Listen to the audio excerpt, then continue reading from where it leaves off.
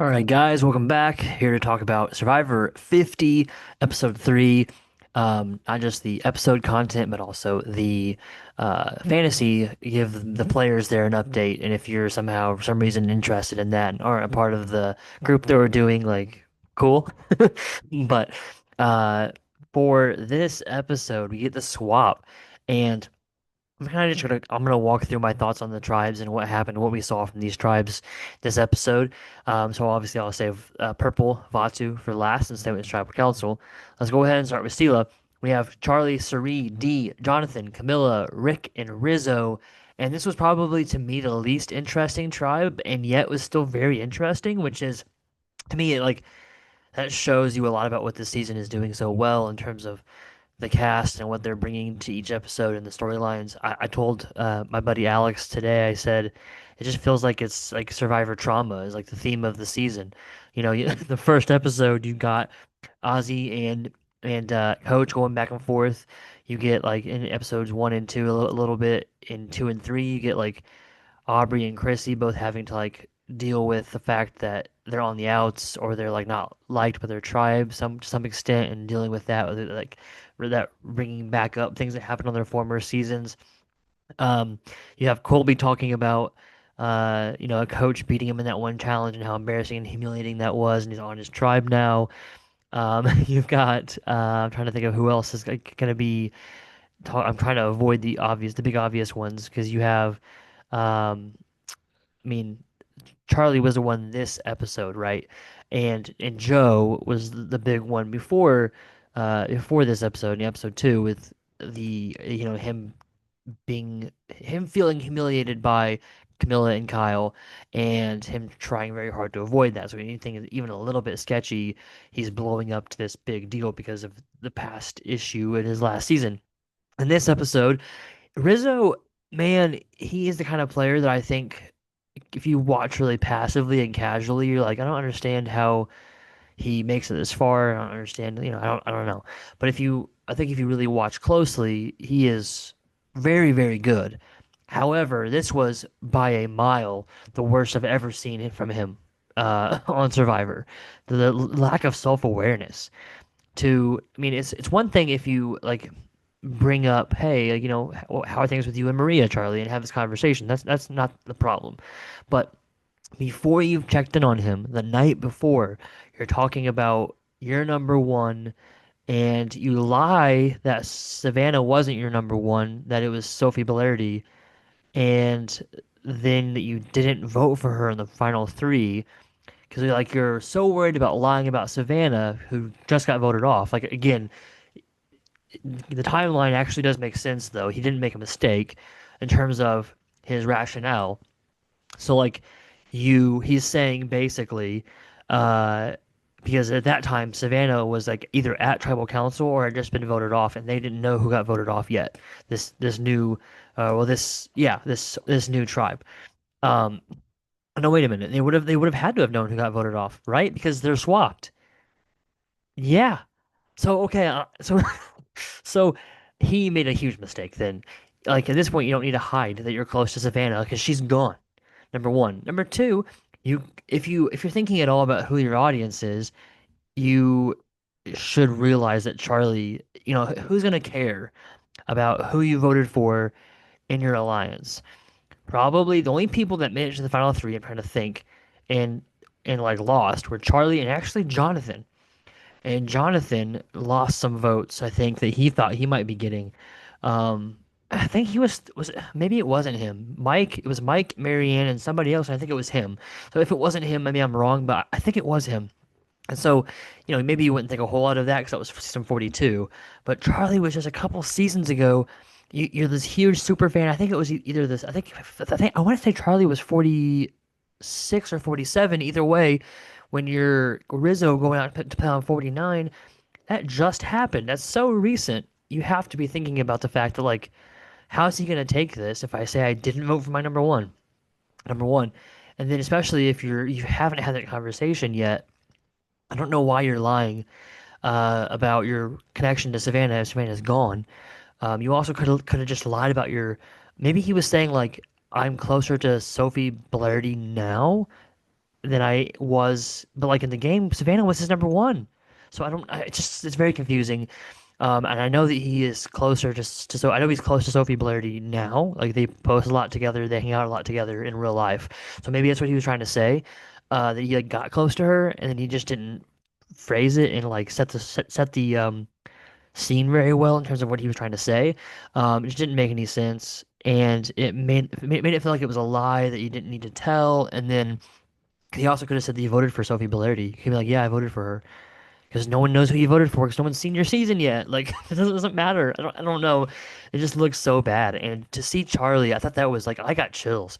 And it was entertaining to see Charlie be like, screw this guy. And just clearly dealing with some stuff from his season, and I don't blame him at all. When you're looking at him and Joe, and those are the two that are the most vocal and the most clearly, dealing with something. I think Aubrey and Chrissy are also up there. I just think they haven't been Chrissy talked about it for a little bit this episode about how she wasn't super well liked in her season, and she had to like try to deal with that and move on. And here she is again with a tribe that doesn't like her, and then she gets swapped out of it, luckily, and seems to have a better chance, better connections here. And Aubrey had, feel some similar situation. Her last season she played, she got voted off blindsided early in the game and had an idol.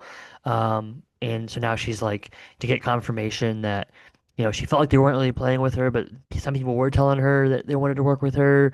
So it was interesting to see them vocalize their past survivor trauma and having to like work through that and talk about that and how do you handle that and how do you play the game now that you feel this way.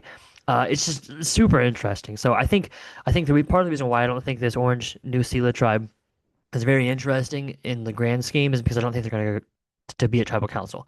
Um, I mean, Rick, Camilla, and Charlie on the puzzles, and then Charlie, D, and Jonathan in terms of like challenge strength. And Rick's not been too bad at challenges. I mean, like I just don't think they're gonna lose any challenges.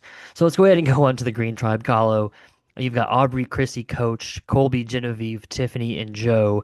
And this one was super interesting to me because with Tiffany butting up to Aubrey, and then like that group kind of getting closer to Chrissy, there's a potential there for like the three guys, Coach, Colby, and Joe, and then the three girls minus Genevieve. And then there's like some play there of like, is it gonna be against? Are they gonna go against Genevieve? Are they gonna go against Aubrey? Aubrey has an idol. I could see this tribe losing a challenge. Although the Purple Tribe just voted off one of their strongest players. If this challenge doesn't rely too much on strength or is a very specific kind of strength that they're able to work through anyways, then maybe it won't matter. But I could see them losing. I feel like we got a lot of storyline from them, and I could see them going to tribal council at some point. So, yeah, it's gonna be interesting because if Aubrey plays the idol, anybody could go home at that point, pretty much. It could blow up. This Genevieve versus Aubrey thing seems like it's leading somewhere because this has been multiple episodes now. This has been every episode that we've had it. Episode one, we had Genevieve and Aubrey talking face to face, and that not going very well. Episode two. Yeah, episode two is when they searched her bag and didn't find anything. And then episode three is when they're like on the same swap beach and they're like talking about each other to other people. And so it's like it's probably gonna happen at some point in the next few episodes. Besides that, the guys all seem to be buddy, buddy, buddy, but I don't know if they really care. Like that's so predictable. I don't know if they really care Genevieve versus Aubrey. I mean, Colby probably cares and probably wants to go with Genevieve, but if you're Joe and if you're Coach, you probably don't super care. Coach might want to go with Chrissy and Tiffany, who are his former tribe mates, and if that's the case, they probably want to vote off Genevieve. And so you could see a situation where the guys actually don't work together because of their old original tribe lines. But they're probably, because it's Coach and Joe, they'll probably be very upfront about it to Colby. I don't know if Colby will be the same way to them, but um, could be interesting. So then we get to the tribe that went to tribal council this week. Purple, Vatu. You have Angelina, Christian, and Mike, the trio from David versus Goliath. And then Emily, Ozzy, Q, and Stephanie. And it looks like it's probably going to be either, like, just on the surface, you see that and you're like, okay, Stephanie and Q could be in trouble, or it could backfire on like an Ozzy or an Emily if Angelina wants to stay with Purple. If Q and Stephanie were somehow able to convince Angelina that they're with her, that seems like a little bit of a more of a long shot. So it would have been a pretty much perfect episode if Stephanie had gone home instead of Q. Losing Q is just it's TV travesty, but there's still plenty of good characters on the season, so I'm not too upset about it. But I would have much rather it been Stephanie that went home. But I understand the plot and the idea of like it can't be too obvious because people have shot in the dark. People might have an idol or whatever. So if you're too obvious, that can backfire. So they were, saying Stephanie went with Q. Um, and I think that part of the reason is like Q is gonna be a little bit more underhanded and a little bit more say one thing to your face and do something different. I don't think Stephanie really has that level of gameplay. I think she's just gonna play it straight, and so she's much more easy to predict and to figure out what she's gonna do. Um, and I don't think they're really worried about challenges. Like I think if you vote off Stephanie, you're already losing someone that's good at challenges, and then so it's like, well, yeah, out of the two of them, either one of them, you're going to lose someone who's good at challenges. The only way that you can move forward, trying to be better at challenges, is to vote off Angelina, and with Christian and Mike there, it's like they don't really want to do that because they're both more worried about just trying to have allies and have an alliance and have numbers, and so Q and Stephanie weren't with him to begin with, so why do they care to vote both of them off? Is there, what are the odds that they lose next week?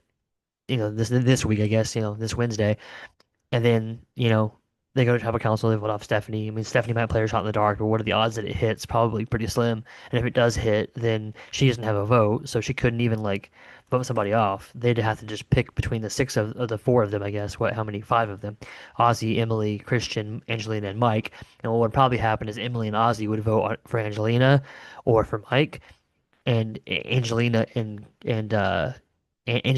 Mike would vote for probably Emily, and then Christian is stuck in the middle. So that could be interesting too. So I don't know. I think somehow Kahlo could lose the Green Tribe a challenge. That would be to me more interesting than Vatu losing again. Um, but if Vatu does lose again, I would expect a third tribe swap probably, or sorry, a second tribe swap, so three different tribe iterations. Um, because they were at 21, right? So they're at 20 now. They'd be at 19. I guess you couldn't swap there. You'd have to go to 18 to swap again. So I don't know. Maybe next week. You know what could happen? I'm gonna predict. This is what I'm gonna predict. I'm gonna predict next week they have one tribe um, get first place in the challenge, and the other two tribes both go to tribal council. That's what I'm gonna predict because then you can get to 18 and do a swap to 9 and 9. And I just think that like they've been going so slow for a season that has four more players than they've ever had before. I don't think they've ever had more than 20. Maybe I'm wrong. Because even like I'm trying to double check. There was the tribe where they had Cerie's first season. I'm pretty sure, right? They did like the old men, young men, old women, young women. But I think these were tribes of five. So I think it was still pretty like slim. Still 20, right? So, I don't think they've had more than 20 ever. So to have four more players, unless they're going to have a longer season, which they've never done before, I would expect them to get going and do some double boots. So that's my prediction for next week. Okay, so let's go ahead and take a look at Survivor, our fantasy stuff here we have. So, first of all, the new uh first place. Let's just go by the overall. New first place, or I don't know if it's new or not. Actually, I don't remember who was first place last time. But Cameron, with 211 points, is in first place. Number one, he has a full team still, so that's really helpful for that. Obviously, had Charlie and Rick, who both had pretty good episodes. I think there were two of the top people, but there wasn't one like standout like 20 something point player. There were lots of like 12 and 13 and that kind of thing. So that's part of why he is there. It is a very, very close top like five or so. Noah at 210 is second. Very similar numbers here in terms of like how many people you have scoring pretty well. But I think that Noah had even more, 68 points this week versus his Cameron's 59. So he gained up a little bit and is only 1 point behind in second place with 210. And then Stacy with 69 points, the most. points. The most points for a player this week, 69 points, is now in third place. I think she was either like second to last or last week one. And now she's in third place, and she's only 3 points behind first place. You know, Rizzo, Devins, D, Camilla, lots of big stuff there, and Christian for a team for a player that went to tribal council, did not win a challenge, didn't get an immunity, didn't do anything like noteworthy other than just like he was in the episode a lot.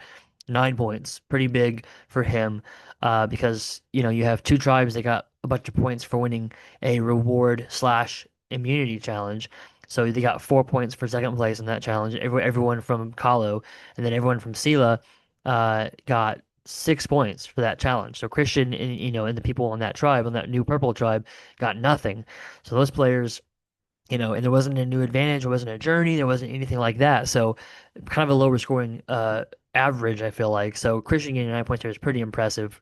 I believe I am in fourth now. I'm trying to double check my math here. I just passed myself, but I'm just double checking. I'm pretty sure, yes. Okay, so 206. I had a lower week, but I still have 7 players.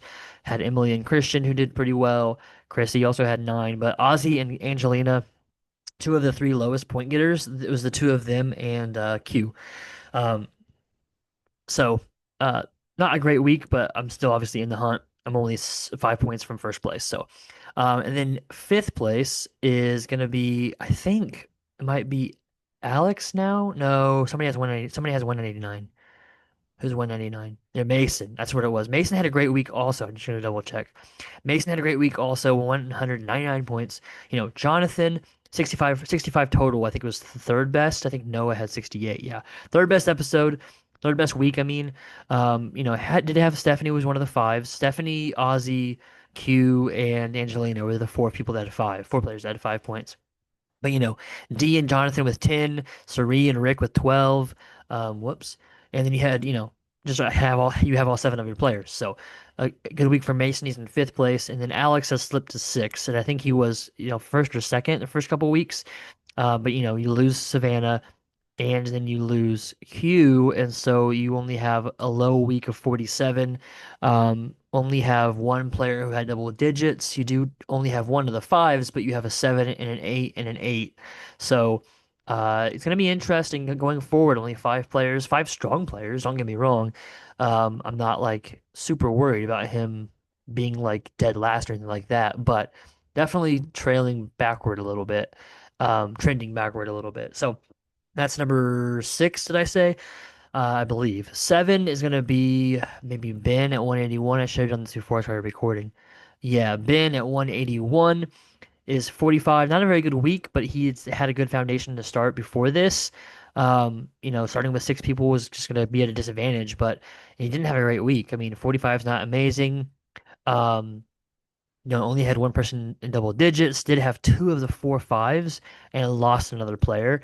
But 181, he's still in the hunt. He's only 30 points behind first place. So so far, I really like the fact that, like, even if you're in last place, a couple weeks, 2 or 3 or 4 good weeks, and you could be back in the hunt. Or, and it's the long season. A lot of players, they're gonna start going fast. And even if you lost a couple early on, if you just can hang in there, I think that, things could change pretty easily. So Ben is there. Then I believe next after Ben is going to be Brooke. Yeah. Brooke at 179. Brooke it's pretty crazy that Brooke is not last. Loses a player week one, loses a player week two, loses a player week three. Just brutal timing, and out of the four people that have gone, she's had three of them. That is just really, really bad luck to some extent. Because like even I thought Jenna could go first. I did, but I didn't pick Q because I thought he might go early, but I didn't think he'd go episode three. And Savannah, I didn't think she'd go episode two. I don't know. I saw the possibility of it happening. That's part of why I didn't pick her. But to have all three of them on the same team, it's just tough. The odds that that would happen if they played it all again, I think would be low. But Genevieve is still in a good place. Sari and Charlie and Camilla, I like all four of them. I think that you have all four of them, or wouldn't shock me if they won. It probably would be a little shocking if Sari won, just because she's such a big name coming into it. But it is still Sari. Um, And I could see her racking up a ton of points. So, she's not out of the race by any means, only 32 points from first place. So, I've lost track of my numbers now, but that is our next position in the standings, 179. And then I think that was number 8, I think. Number 9 is going to be Ellie at 176. And this is, I think I'm double check here, but I think this is ninth place. And, ninth place and only what, 35 points? 35 points out of first place in ninth. So, we're going to get to 8 to 10th here with Alyssa in a little bit, but even 10th, 53 points. So there's 53 points separating 10 players and 50 points. You know, it sounds bad for Alyssa right now.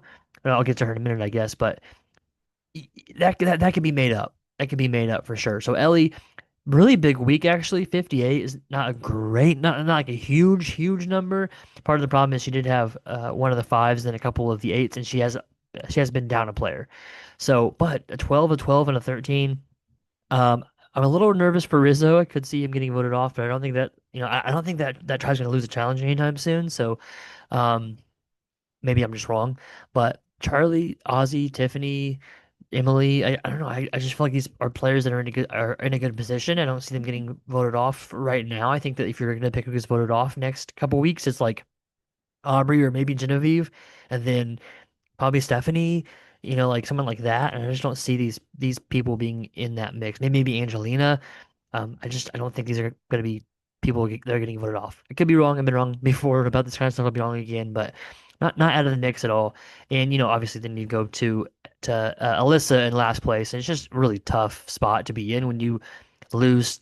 You know, the two people that got voted off that were eliminated the first episode are both on your tribe, so you're at 5 people. You have to nail it. You have to just like have all the best. Like you have to have the top couple people every time. Just kind of hang in there. And I think that there's a chance she could come back, right? Like, I mean, Genevieve and Suri and Camilla and Angelina, I could see all making it deeper. But also I could see a world where Stephanie gets voted off and Genevieve gets voted off soon, or maybe even Angelina. Like so it could get even uglier for Alyssa. I hope it doesn't because it's just like not fun if you just like get decimated so quickly. But I mean, Camilla is really under the radar, and definitely has the mentality to win it. Genevieve has been kind of a bit of a front runner so far, and I don't mean that in like the negative way that it's gotten shifted to in basketball talk some reason, but just in terms that she's been like very in the front and center of the game so far, and so I could see her winning, obviously, because she's been a very prominent character. So that's our standings for now. It still honestly is anyone's game. I think, obviously, for Alyssa, you're in a tough spot, but like, you're not, I would not say, oh, there's just no way, right? So let's look at the points overall for each player. Ozzy is still in first place with 41. Christian is still very high up there. I think he passed somebody. I don't remember who was there before. Genevieve is climbing up the ranks. Coach is there at 35 points. Rick is climbing up the ranks. Aubrey climbing up the ranks, 31. Suri and Mike at 30. Charlie and Colby and Jonathan and Rizzo at 29. So in terms of the value on these players, like Suri so far and Mike could end up being poor values. Both players I would have loved to have on my team. I just thought $11 when you have 50 was a little high, given that they both had early vote off potential, and I think that like both of them could still end up getting voted off.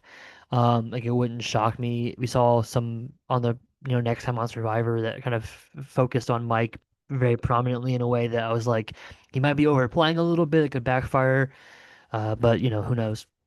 In terms of value, though, I mean, Coach at $6, Aubrey at $4, Ozzy at $7. I mean, Christian at 13 is high, but he is up there, so it's paying off for now.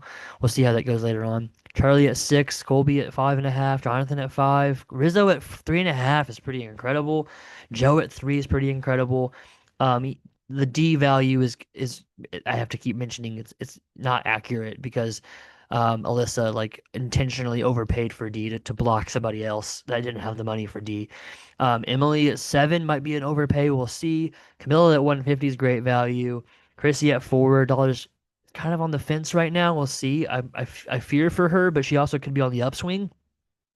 Stephanie at 1 in 50 is probably a good value, but like she could also get voted off very soon, and Angelina as well. And Tiffany at $3, we'll see.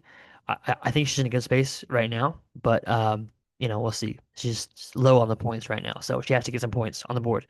And then Q went out with 33 points. So he was somebody that definitely got jumped by Christian jumped him, Genevieve, Coach. Yeah, Coach did, Rick did, and Aubrey is not there yet, but we'll pass him next week, presumably. So 1050 for Q is probably not great value, just depending on oh no, it wasn't D that had the weird value. It was Kyle, I think, right?